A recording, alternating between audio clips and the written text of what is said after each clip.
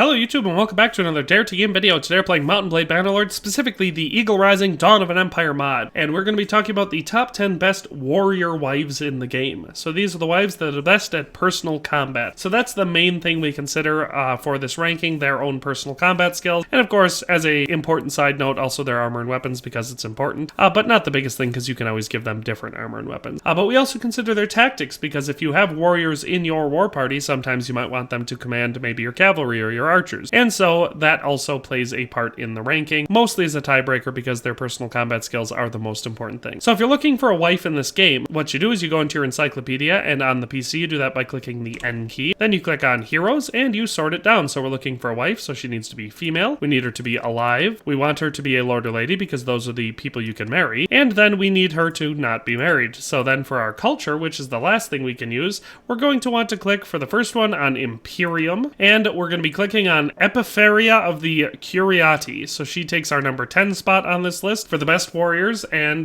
starts the game at the age of 22 with a trade skill of 22, charm of 60, steward of 42, tactics of 0, so not great there, leadership of 7, but her highest personal combat skill is level 150, and she has that in polearm, one-handed, and two-handed. She also has a riding of 120, athletics of 100, throwing of 100, crossbow of 100, and bow of 125. So across the board, pretty dang high combat stats, going to be much higher than most of the people in the game in general, but she takes the number 10 spot for available wives at the beginning of the game based on how good of a warrior they are. So like I said, she's part of the CURIATI clan of the Northern Empire. She has 3 traits started off, which are close-fisted and impulsive for negative ones, and then daring for positive ones. And she starts off with nice high-level Imperial armor, so real good protection and good weapons as well. So EPIPHERIA takes the number 10 spot, but is much better than the vast majority of available spouses in this game, and just out of all of the ones I measured, which came up to be, I think, 63 different spouses, she takes the number 10 spot, so quite high, I would say. So that's number 10. Let's move on to number 9. At number 9, we have another Imperial spouse, PHAEA, who is part of the Western Empire and is from the MANUI clan. She starts the game at age 20, so nice and young, with a trade skill of 81, charm of 80, steward of 102,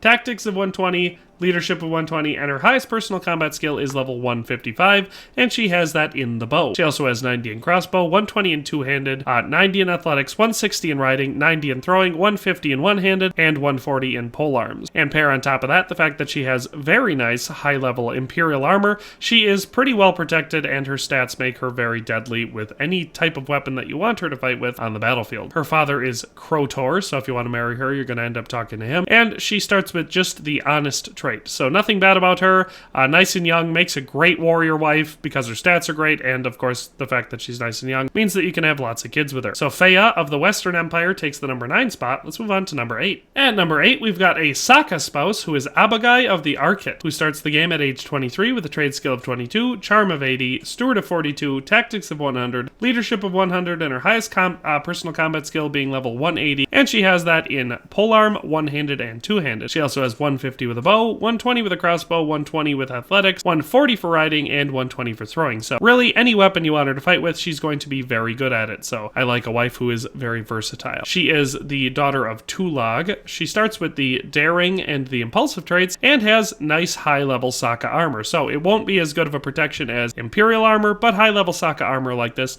is also quite good and provides better protection than you would think based on the appearance. So ABAGAI makes a great wife, especially if you want to marry a Saka woman, and she takes the number 8 spot overall for the best warrior spouses in the game. So let's move on to number 7. At number 7, we've got a favorite of mine, SILVIND, a Dryadic spouse who is part of the BIEPHII clan and is the daughter of Untheri. She starts the game at the age of 24 with a trade skill of 80, charm of 140, steward of 101, tactics of 100, leadership of 100, and her highest personal combat skill is 180, which she has in polearm, one-handed, and two-handed. She also has 150 for the bow, 120 for athletics, 120 for crossbow, 140 for riding, and 120 for throwing. So even though her highest ones are those 3 melee ones, she's also quite high in every other combat department. On top of that, she starts with very nice looking and high quality armor and weapons. She's also not hard to look at personally, and she starts off with 3 traits, the 2 positive ones being daring and calculating, and the negative one being cruel. So SILVIND makes a very good warrior wife.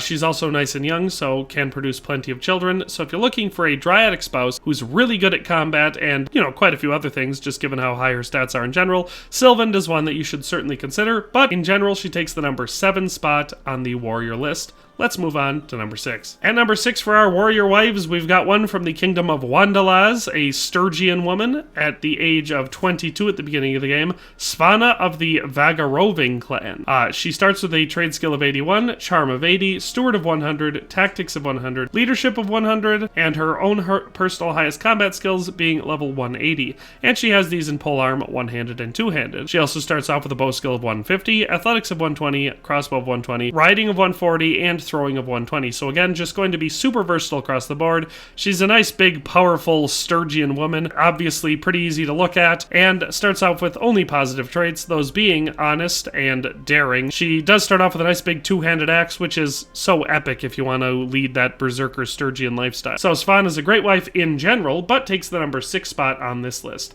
Let's move on to number 5. At number 5 for the best warrior women in the game, we've got NADEA of the JULII clan, and so she is part of the Western Empire. Her father is Garatix.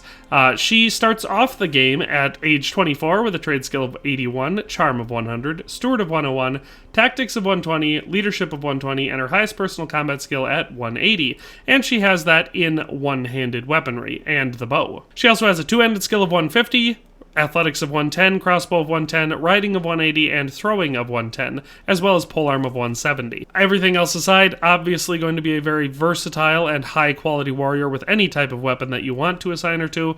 She will excel. She also starts off with nice high-level Imperial armor, which offers some of the best protection in the game, and 2 positive traits, which are generous and daring. So nothing bad to say about NADEA. If you're looking for an Imperial wife, I definitely recommend checking her out. But she takes the number 5 spot on this list. Let's move on to number 4. At number 4, we've got a Dryadic spouse, LIENA, who is of the ORDYSSI clan. She starts the game at age 24 with a trade skill of 120, charm of 80, steward of 142, tactics of 160, leadership of 160, and her highest personal combat skill is 180, which she has in polearm, one-handed, and two-handed. She also starts with 150 in the bow, 120 for athletics, 120 for crossbow, 140 for riding, and 120 for throwing. So again, really versatile, high levels across the board. Nothing bad to say about LIENA. She is the daughter of Uldric of the ORDYSSI clan. She starts off with 4 positive traits, which are generous, honest, daring, and merciful. She also is only 24, so plenty young to start a family with. LIENA takes the number 4 spot overall on this list, but she does take the number 1 spot overall for all wives in the game, just based on how good she is at any role you might want to put her in. So, excellent spouse overall, but the number 4 spot for warriors. That's LIENA. At number 3, we've got an Imperial wife, who is Ira, and she comes of the CORNELII clan, which is the ruling clan of the Southern Empire, headed by her mother, Regea. So, Ira starts the game at level 21 with a trade skill of 100, charm of 120, steward of 40, tactics of 100, leadership of 100, and a personal combat skill of 190, and she has that high skill in polearm. The rest of her combat skills are 180 for one-handed, 150 for throwing, 190 for riding, 110 for athletics, 160 for two-handed, 130 for the bow, and 80 for crossbow. So again, some of those are higher than others, but all of them are well above average for anyone in the game, so she's going to be very, very good with any type of weapon, but in particular, she's really good with polearms. She also starts off with excellent high-level Imperial armor that gives her really, really good protection. Not particularly hard to look at. She does start off with 3 negative traits, those being impulsive, cruel, and close-fisted, which, you know, probably not the best thing to look for in a wife, but she does have daring for a positive trait. Honestly, Ira makes a really good wife overall. She's going to be good at a lot of things, but as a warrior and general, she's quite good, and she takes the number 3 spot for the best warrior wives in the game, and is the best Imperial one for a warrior. So that's number 3, Ira. Let's move on to number 2. At number 2, we have the Battanian honey badger, COREIN of the ARVENI clan. So she is part of the ruling clan of the Battanian kingdom. Her father is Vercingetorix, who is the king of Battania. She starts the game at the youngest spot on this list, and as one of the youngest spouses overall, at the age of 19, with a trade skill of 22, charm of 120, steward of 41, tactics of 140, leadership of 140, and her highest personal combat skill being level 210, which she has in one-handed, two-handed, and polearm. polearm. The rest of her combat skills are 140 for throwing, 160 for riding, 140 for athletics, 175 for bows, and 140 for crossbows. So just in general, one of the best warriors in the game, but the second best warrior wife you can get. She kind of dominates on the battlefield. She's a really good warrior. I call her the honey badger because she's so short, but she's also very, very dangerous. She does start off with 2 negative traits, those being cruel and close-fisted, but she's got the positive trait of daring. Honestly, makes a really good wife. I've had tons of kids with her, which makes sense considering she starts off the game at 19. So you've got plenty of time to have kids with her, especially if you're keeping her in your party as a warrior. And she is deadly on the battlefield. So COREIN takes the number 2 spot overall for the warriors. Let's move on to number 1. And at number 1, we have our first wife from the Kitsith Republic, the Kanak Nahasi culture.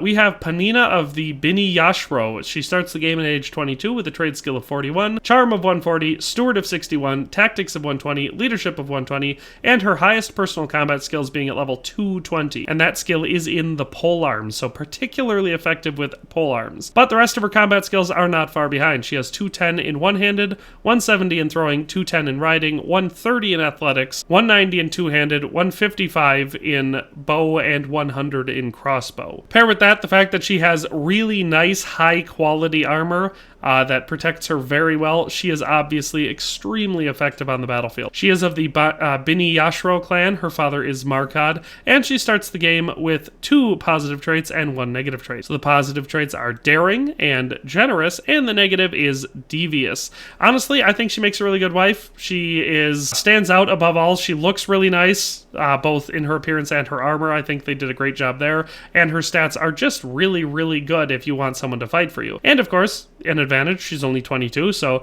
not at all too old to be a wife and start a big clan with. So PANINA takes the number 1 spot, and that is all 10 of the best warrior wives in Eagle Rising: Dawn of an Empire. That's all for today. Hope you enjoyed this video and found it useful, but in any case, we'll see you next time. Thanks for watching another Dare to Game video. If you liked this video, please leave a like and a comment. If you haven't already, be sure to subscribe to the channel. If you like my content and would like to support this channel, consider becoming a member today for as little as $1.99 a month.